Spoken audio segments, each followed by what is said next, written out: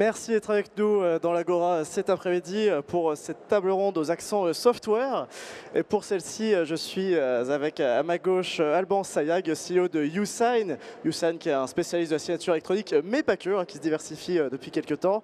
À ses côtés, nous avons Evgenia Plotnikova, qui est General Partner chez Dawn Capital, qui est l'un des principaux investisseurs européens dans le SaaS B2B.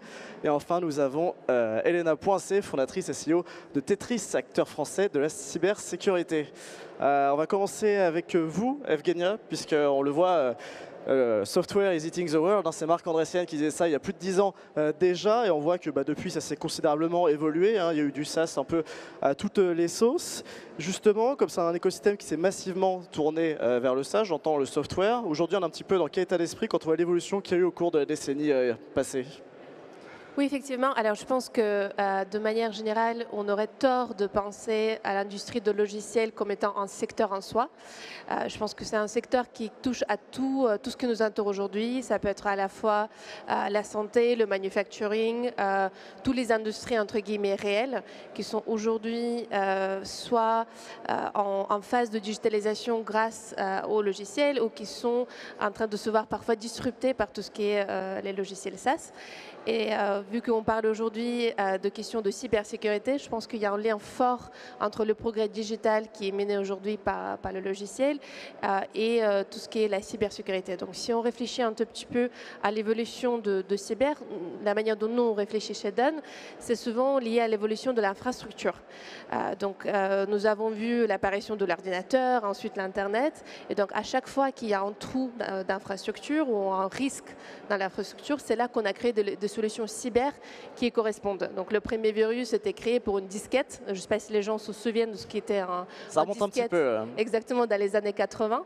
Et donc on a vu plusieurs stades de cette évolution. On a commencé dans la prévention, ensuite dans la détection et de plus en plus dans les usages et la sensibilisation de comportement des utilisateurs. Donc c'est comme ça que nous on voit l'évolution à la fois de logiciels qui pénètrent aujourd'hui chaque partie de l'économie réelle et des risques cyber qui vont avec. Oui, ce que je voulais dire, c'est que depuis, le risque cyber a considérablement augmenté. Je ne pense pas que c'est Elena qui va me contredire.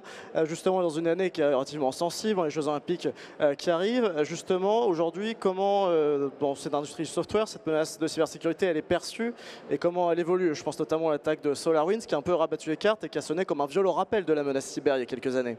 Oui, bonjour à toutes et à tous. Effectivement, la cybersécurité, c'est même la cybercriminalité, ce sont des entreprises, c'est des mouvements qui sont organisés avec des gens qui font de la recherche et développement pour avoir des armes informatiques, pour pouvoir pénétrer les réseaux et les stations et les serveurs de différentes entreprises. Et notamment, l'attaque SolarWinds, c'est vraiment quelque chose d'un point de vue stratégique qui est extraordinaire.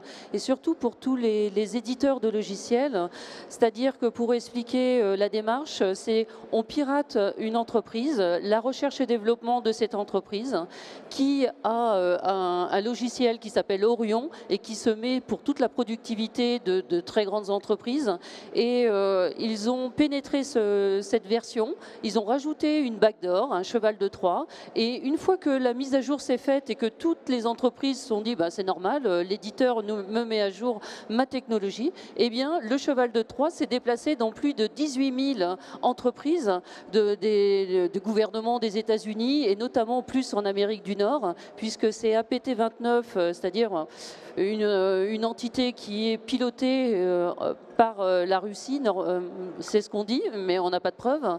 Et du coup, ces 18 000 entreprises ont été piratées. Il a fallu plus de 6 mois pour s'en apercevoir. Donc la cybersécurité, au-delà du petit périmètre numérique qu'on met autour de son entreprise, c'est-à-dire qu'il faut aussi vérifier l'intégralité et puis comment son code source, quand on passe d'une version à une autre et qu'on intègre, alors on est obligé de faire confiance à l'éditeur, donc du coup on a énormément de règles qui se mettent en place. La GDPR c'en est une, NIS 2 qui arrive c'en est une autre, et en fait au final qu'est-ce qu'on s'aperçoit? Il faut absolument faire des pentests et avoir les bons produits de cybersécurité parce qu'à l'heure d'aujourd'hui les attaques sont fulgurantes, c'est-à-dire qu'on n'a plus besoin d'humains, ça arrive dans votre poste de travail et en quelques quelques secondes, un ransomware peut détruire plus de 1500 machines en quelques secondes. Donc c'est là où justement il faut avoir une cyberdéfense à la hauteur de ces attaques. Et c'est tout l'enjeu de Tetris, notamment de créer cette solution de cyberdéfense. Alors, il y a l'enjeu cyber et puis surtout l'enjeu réglementaire. On parlait de NIS 2, mais il y a le RGPD, il y a les IHAC, le DSA, le DMA. La liste de courses risque de s'allonger encore pendant les prochaines années. Justement, pour l'éditeur comme Usign, Alban, quand on a ces contraintes réglementaires, ces contraintes sécuritaires, c'est quand même beaucoup à processer. Quand on arrive à jongler entre les deux pour continuer à évoluer et à innover à l'arrivée. Oui, nous, on voit cette chose-là sous deux aspects. Quand on pense à Usign, on pense à la signature électronique, bien sûr, mais notre mission derrière, c'est de sécuriser les transactions électroniques pour nos clients. Et on voit à ce titre-là les menaces cyber qui se sophistiquent, pour aller dans le sens de ce qui a été dit. D'un côté, nous, on doit être capable d'assurer l'intégrité des données quand on a une transaction qui est en train d'être fait, par exemple, je sais pas, la somme, le montant de cette transaction. Et si on veut le sécuriser, on doit être capable d'éviter les hacks, on doit pouvoir éviter ces menaces-là. Et on a aujourd'hui, par exemple, tout le monde du quantique qui vient rebattre ces cartes-là. On doit être capable d'améliorer et de renforcer les algorithmes de cryptage qu'on utilise. Donc ça vient nous impacter de plein fouet. À l'autre bout de la chaîne, on doit être capable de vérifier l'identité des gens qui sont en train de faire des transactions. Et là, on doit être capable d'éviter tous les cas de fraude qui se multiplient. Et là, on va penser plutôt à ce qui se passe dans l'AI, les deepfakes, dont on parle beaucoup. Comment est-ce qu'on est capable de transformer notre logiciel pour que nos propres clients ne soient pas impactés et qu'on renforce cette protection cyber. Et donc ce contexte-là qui se sophistique, des menaces qui sont de plus en plus fortes, on voit le cadre réglementaire qui évolue en effet. Dans notre cas, c'est le IDAS 2 qui règle ça. Et on voit bien que le niveau de sécurité qui est demandé se renforce de plus en plus. On va vers un cadre réglementaire de plus en plus fort. Et on voit ça arriver dans le comportement de nos clients également. Ce qu'on voyait il y a quelques années peut-être, c'était renforcer sa sécurité quand on est obligé d'un point de vue réglementaire de le faire pour certains types de transactions. On voit aujourd'hui des clients qui veulent le faire, pas parce qu'ils se sont obligés, mais parce qu'ils ont envie de sécuriser leurs documents, leurs transactions les plus critiques. Elena. Oui, je voulais juste rebondir sur ce que disait Alban. L'aspect réglementaire, la GDPR et puis NIS 2, ce sont des réglementations européennes. Et le souci à l'heure d'aujourd'hui, c'est que tous les softwares qui arrivent du monde entier, eh bien, ils n'ont pas ces réglementations. Et du coup, comment s'y fier ? Donc, quelque part, on fait nos réglementations. Donc ça, c'est très bien parce que ça améliore effectivement la conservation des données personnelles, savoir où se trouvent les données, comment on les utilise, etc. Mais une fois qu'on passe outre-Atlantique ou peu importe sur la planète, eh bien, comment quand vous achetez quelque part une solution étrangère, eh bien, ces solutions-là ne sont pas réglementées comme les solutions européennes. Alors, nous, enfin moi personnellement en tant qu'éditeur, je trouve ça très bien de respecter mes clients, mais en même temps d'un point de vue business, ça me met des boulets aux pieds parce que je ne peux pas faire n'importe quoi puisque je suis réglementée. Mais voilà, donc c'est un choix en fait aussi. J'allais justement poser la question à mes deux collègues qui sont en train de gérer des startups, parce qu'en tant qu'investisseur, je pense qu'il y a une tension naturelle côté cybersécurité qui est à la fois facilité d'utilisation d'un logiciel, donc surtout pour des logiciels comme le vôtre où il y a le vrai end user à la fin, et puis la protection. Donc comment s'assurer de trouver justement un juste moyen de rendre l'usage facile tout en étant bien protégé en tant qu'utilisateur. Oui, alors c'est un très super point et c'est quelque chose sur lequel Usign travaille beaucoup. En effet, quand on travaille dans un secteur qui est réglementé, on n'a pas du tout les mêmes contraintes en termes de produits et donc chaque changement qu'on va faire, chaque nouvelle fonctionnalité qu'on va développer, elle doit en effet répondre à des enjeux de simplicité, parce que les clients attendent ça, mais elle doit aussi répondre à des contraintes réglementaires. Et donc, on a tout ce jeu. Comment est-ce que je peux encapsuler dans un produit qui va être user-friendly tout un framework réglementaire qui est, comme vous le disiez, beaucoup plus important en Europe que dans d'autres pays.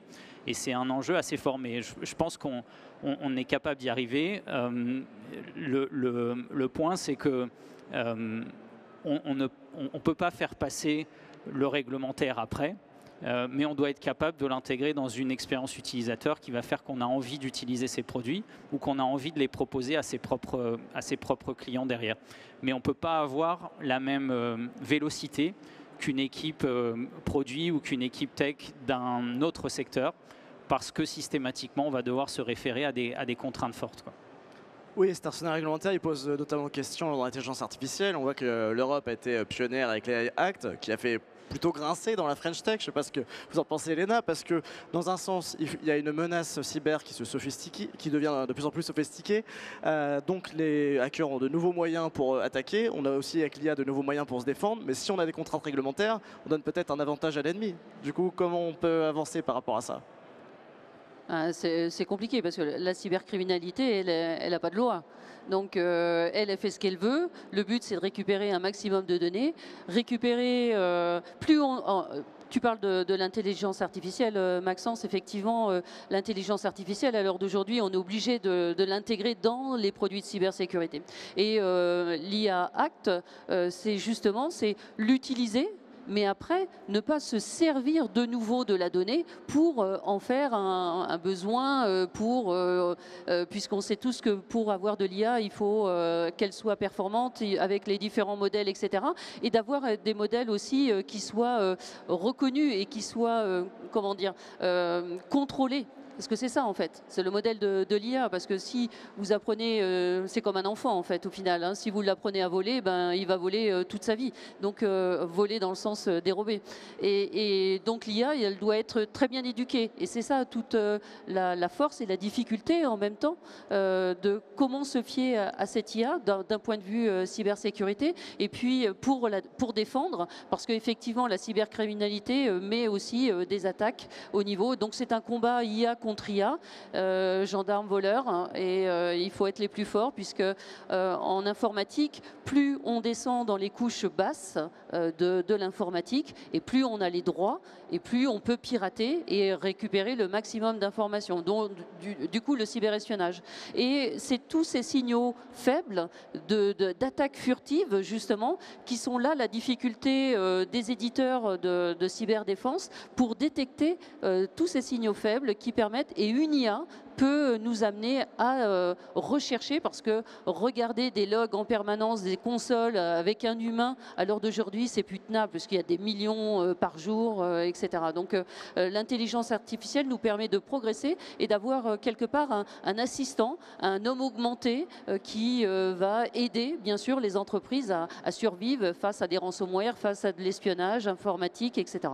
Donc voilà, je ne sais pas si je réponds complètement, mais... Non, totalement. Merci. Non, et puis il y a aussi, j'allais dire, Europe Compliant, ça peut être aussi un atout en matière de souveraineté numérique. On voit que c'est quand même une thématique qui est majeure. Et justement, pour Alban qui est positionné face à des géants comme DocuSign, il y a peut-être un coup à jouer pour le coup sur cet argument de souveraineté. Oui, c'est sûr. Alors on a deux sujets un petit peu différents. En effet, le RGPD est un peu différent des aspects cyber, mais là aussi on voit depuis quelques années un changement assez important dans les habitudes d'achat de nos clients. Et en effet, le fait d'être capable d'offrir une plateforme souveraine est un argument de choix qui n'existait pas avant, ou qui était beaucoup moins important. Et ça a été dit, mais il ne suffit pas d'avoir une plateforme ou des infrastructures qui sont en France ou en Europe. Si on est un pays qui est régi par d'autres lois qui ne sont pas européennes, on a beau avoir ces infrastructures en Europe, ça n'empêche que nos datas, elles peuvent partir ailleurs. Et donc aujourd'hui, on voit des clients qui sont de plus en plus éduqués sur ces aspects-là, pas seulement les grandes entreprises, mais même les plus petites, pour qui c'est important de se dire, OK, mes contrats les plus critiques ou les transactions les plus critiques que je vais effectuer, je veux que mes données, elles puissent être chez un acteur français ou européen qui ne sera pas soumis à des règles qui sont pas les nôtres, quoi. Et après, je pense que sur l'aspect plus cyber, ce qui est intéressant, c'est de voir que en fait, les outils à disposition de gens malveillants sont de plus en plus performants.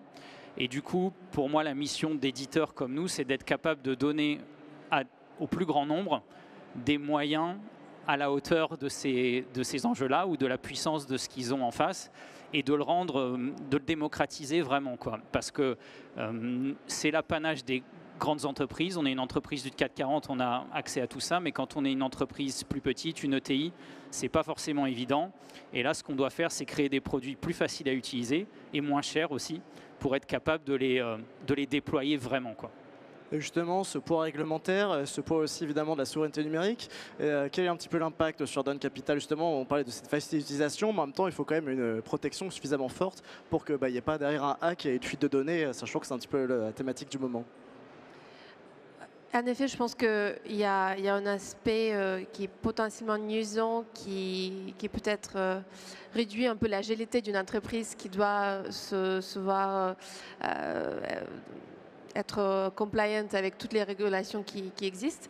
Ceci dit, en étant investi, en étant éternellement optimiste, puisque bon, on est obligé, ça fait pas de mal, je pense que ça crée des opportunités aussi. Donc si je reviens un tout petit peu au framework, à la méthodologie que j'ai utilisée au début, où souvent des éditeurs de logiciels de cybersécurité sont en lien avec l'évolution d'infrastructures, nous, en tant que fonds, on y voit une grande opportunité justement de trouver des éditeurs de logiciels comme Usign ou comme Tetris, où ils vont correspondre justement à de nouveaux risques qui sont créés par l'IA ou par les demandes de la souveraineté digitale ou nationale.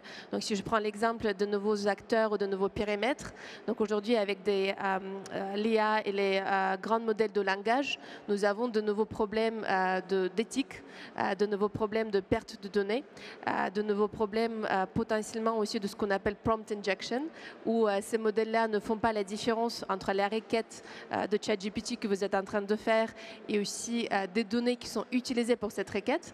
Donc vous pouvez très bien vous retrouver à poser une question sur vos données bancaires et ensuite faire une transaction que vous ne voulez pas faire vers un acteur qui est un acteur pour le vol de l'argent, par exemple. Donc ça, c'est tout à fait possible. Et donc j'attends de voir des éditeurs de logiciels nouveaux qui vont être créés pour justement combattre ce genre de risque face à un nouveau périmètre de l'IA. Et tout de même pour la souveraineté numérique, je pense que ça crée aussi potentiellement une opportunité où on réfléchit à des boîtes qui sont nées en Europe pour répondre aux besoins d'infrastructures européennes. Donc ça peut très bien être des boîtes qui sont plus en lien avec des structures d'infra qui sont on-premise, le cloud local par exemple, en Datadog local, pourquoi pas. Donc je pense que ça va finir par créer des opportunités d'investissement assez intéressantes. Justement, est-ce que parfois ce message souveraineté n'est pas un peu brouillé? Je pense notamment à Health Data Hub qui a créé beaucoup de polémiques et c'est toujours pas fini. Est-ce que du coup, entre ces souverainetés qui est un peu brouillées et de l'autre côté des législations européennes qui sont particulièrement fortes, je sens que Elena, elle est excédée. Ouais, c'est ça. Justement, par rapport à ça, est-ce qu'on n'offre pas finalement l'avantage concurrentiel aux Américains et aux Asiatiques pour venir un petit peu nous dévorer tout cru, puisque eux, sur la législation, ils sont beaucoup plus à l'aise, et que nous, on se freine, et on voit notamment que sur la législation de l'intelligence artificielle, on a beaucoup d'acteurs de la French Tech qui sont en colère par rapport à ça. Non, mais je suis d'accord. Tout le monde parle de souveraineté. En fait, tout le monde se gargarise avec ce mot. Mais pas grand monde en fait à l'arrivée. Et en fait, personne ne le fait. Dans les faits, il ne se passe rien. Il ne se passe rien. Là, on a une vraie question, nous, à se poser au niveau de l'Europe, c'est est-ce qu'on va acquérir une autonomie cyber, une autonomie pour signer avec une signature électronique de confiance, etc. Est-ce qu'il y a vraiment une volonté européenne? Ça, je ne sais pas. Je pense que tous le souhaitent, mais en fait, au final, il n'y a pas vraiment... C'est très compliqué. Nous, on en parlait tout à l'heure avec Alban. Quand on va vendre en Allemagne, déjà, il faut monter une filiale, il faut monter tout un système juridique, parce que c'est pas comme les États-Unis où quand on est à Palo Alto et qu'on commence à vendre, après on peut aller jusque dans le nord des États-Unis et c'est sans limite. Nous, c'est pas ça. Il faut à chaque fois qu'on passe une étape, une barrière, et il faut convaincre, etc. Les Allemands, les Danois, enfin toutes les cultures qui font la richesse de l'Europe en même temps. Mais tout ça, c'est très compliqué d'un point de vue business. Et bon, enfin voilà. Mais on aimerait qu'il y ait un mouvement européen très fort, mais je ne sais pas s'il va arriver, je le souhaite, en tous les cas. Et ça peut même être plus subtil que ça, parce qu'en fait, on crée ce décalage entre l'Europe et d'autres régions du monde, les États-Unis, l'Asie, etc. Mais il y a des disparités entre pays d'Europe aussi, parce que ce qui se passe, c'est qu'on a une réglementation, on a un cadre européen, et ensuite il y a des champs d'application nationaux qui ne sont pas les mêmes. Et donc on va pouvoir se retrouver, c'est notre cas par exemple, avec des gens qui peuvent obtenir des produits certifiés en Italie, avec des contraintes fortement différentes d'en France, alors qu'ils répondent tous au même cadre réglementaire européen. Et on se retrouve à avoir de la concurrence presque déloyale entre pays d'Europe, alors qu'on répond tous au même framework à la base. Et donc, c'est une complexité assez forte. C'est en train d'essayer d'être traité et d'être homogénéisé. Et souvent, la France est dans les meilleurs élèves, ce qui nous impose le plus de contraintes. Voilà. Je suis d'accord avec Alban. Je vais vous donner simplement un exemple. Les marchés publics. Les marchés publics, donc il n'y a pas d'intérêt à demander plus un Français, un Européen, puisque c'est ouvert au monde entier. Mais il y a simplement une petite possibilité d'avoir 100 K € en direct avec le marché public, avec un éditeur. Au niveau de l'Europe, c'est 200 kg €. Le seul truc, c'est que la France a divisé par 2. Pourquoi ? Voilà, donc c'est simplement une volonté politique. Alors d'aujourd'hui, on pourrait basculer à 200 kg par entreprise, et ce qui permettrait justement d'avoir un développement peut-être plus important des éditeurs. Je suis assez curieuse pour vos deux. Comment vous faites face à la régulation américaine qui va à l'encontre de la régulation européenne? Donc moi, par exemple, je pense plutôt à Safe Harbor ou la sphère justement de sécurité, où les données européennes sont potentiellement exposées si c'est souhaité par le gouvernement américain. Moi, je vais te dire, les éditeurs américains qui sont concurrents de Tetris, ils ont accès, ils se mettent dans les stations de travail. Donc, ils ont accès à toutes les données du station de travail. Et ça part dans les clouds. Google, Amazon, Microsoft, etc. Et après, il y a le Cloud Act. Donc, il n'y a même plus besoin de faire de l'espionnage. En fait, ils ont les portes, c'est ouvert. Donc, c'est fantastique. Donc, nous, on essaye justement d'avoir une security et une éthique by design par rapport à ça. Et pour justement favoriser la donnée européenne, etc. Ou même du client, tout simplement. Pas avoir la possibilité et le droit de prendre tout et puis de regarder et de faire ce que j'en veux, quoi. C'est pas possible en fait. Mais finalement, ça nous revient toujours à la question de l'éternel débat d'un marché unique européen qui est comme un serpent de mer qui revient en permanence, mais personne ne se met d'accord pour l'appliquer. Mais oui, dans ce contexte-là, on fait comment? Mais non, mais en même temps, regarde le hardware. Hein. Le hardware, ouais, il n'est pas français. D'accord? Donc, tu fais avec le hardware qui arrive dans ton entreprise. Ensuite, tu mets le software. Tu as du Windows, tu as du macOS, tu as du Linux. C'est pas français. Donc tu te places, toi, Alban avec son Usign, moi avec mon Tetris, en petit drapeau européen français pour dire, eh bien entre tout ça là, eh bien j'essaye de faire votre sécurité et faites confiance en nous parce que quand le hardware, enfin ou le software va avoir un comportement déviant, eh bien nous on va pouvoir vous alerter et de dire attention, là il y a un problème sur vos ordinateurs, sur vos serveurs et pour votre potentiellement société. Et c'est ça notre job. Donc c'est ce qui est excitant d'ailleurs. Dans ce marasme, il y a quand même quelques motifs d'optimisme ou on va rester sur, sur une note un peu négative? Ouais, non, il y en a hein, et on les a mentionnés, mais je pense que sur le cadre européen, il y a quand même des choses qui vont dans le bon sens. Typiquement, tout le travail qui peut-être pas assez vite. Tout le travail qui est en train d'être fait sur une identité commune européenne. Donc qu'on ait une identité numérique européenne qu'on peut utiliser à travers tous les pays pour sécuriser nos transactions, pour éviter les fraudes d'identité. C'est des choses qui sont en train d'arriver. Après, on ne sait pas le délai de mise en application. Est-ce que c'est 5, 10, 15 ans? Mais il y a des discussions pour que ça arrive. Et après, comme on le disait, il y a quand même une éducation maintenant qui est de plus en plus forte du marché. Et voilà, le marketing de sociétés étrangères ne suffit plus à dire j'utilise un data center français, donc c'est OK. Il y a un niveau de connaissance qui est bien meilleur maintenant du marché. Et on voit des gens qui comprennent qu'il faut qu'ils aillent chercher un acteur qui est nativement français et ou européen, c'est pas grave, mais qui ne soit pas extérieur. Donc oui, ça évolue quand même dans le bon sens. Ouais. Et Elena, malgré toutes ces contraintes qu'on vient d'évoquer, il y a quand même un petit événement qui arrive à Paris dans une centaine de jours, les Jeux Olympiques. Avec toutes ces contraintes-là, est-ce que vous pensez quand même que la France sera prête à faire face à ce qui se profile à l'horizon, sachant qu'il y a eu une récente attaque contre des ministères qui a quand même inquiété un petit peu? Oui, je crois que c'était plus une réaction aux annonces du président. Je crois que c'était pour montrer. Après, peut-être que ça peut être peut-être un élément pour dire attendez, je suis puissant de l'autre côté de l'Oural. Mais oui, il faut s'inquiéter. Plus les JO, que ce soit à Londres, que ce soit au Japon, etc., à chaque fois, le nombre d'attaques a énormément augmenté. Je pense que la France va être privilégiée aussi, c'est-à-dire que qu'on va être un terrain de jeu pour les organisations, pour le hacker qui veut se faire plaisir. Il y a tellement de possibilités de hacker, donc ça va être un vrai défi pour le ministère de l'Intérieur et pour toutes aussi les entités. Je pense aux aéroports de Paris. On peut arrêter facilement les flux de tous ces gens qui vont venir voir ce merveilleux spectacle. Et ça, je sais que nous, nos clients s'inquiètent sur ça, donc ils se protègent. Ils mettent en place tous les dispositifs et après le ministère de l'Intérieur fera aussi son travail de son côté. Mais ces choses sont prises au sérieux depuis 2018. Donc j'espère qu'ils seront à la hauteur depuis le temps. Si on regarde plus du côté de YouSign, on voit qu'il y a quand même des choses qui sont positives. Je crois qu'en plus, il y a la question de gestion des contrats. Donc, il y a quand même des perspectives réjouissantes de ce côté-là aussi. Oui, alors si on reprend l'exemple des JO, il y a des côtés un petit peu plus légers qu'on voit nous qui sont la demande qui est en train de grandir sur des sujets de digitalisation. Donc on s'attend à ce qu'il y ait massivement des gens qui télétravaillent, par exemple, pendant les JO. C'est le cas de beaucoup d'entreprises parisiennes notamment et françaises qui vont permettre ça. Beaucoup de transactions en ligne qui vont être effectuées. Et donc c'est beaucoup de sujets qu'il va falloir traiter, être capable de sécuriser à l'échelle sur un pic de temps donné. Donc on s'y prépare aussi avec beaucoup de clients. Ouais. Je vais laisser le mot de la fin à Evgenia, vu que Dan Capital est spécialiste du SaaS B2B.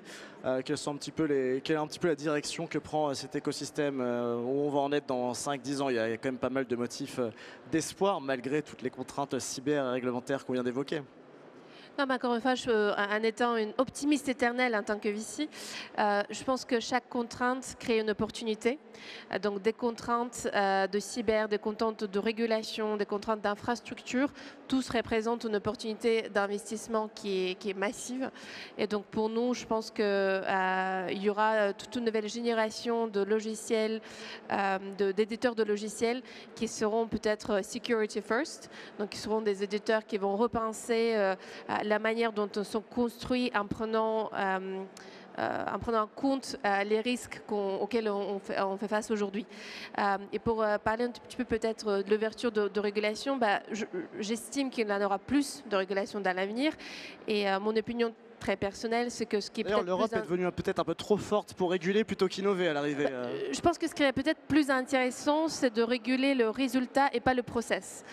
Puisque si on parle, on a parlé un tout petit peu de vol avant, donc si on parle de fait de voler une bouteille d'eau, c'est le fait qu'on régule et pas le process, comment on a fait pour pouvoir la voler. Et donc je pense pour ne pas nuire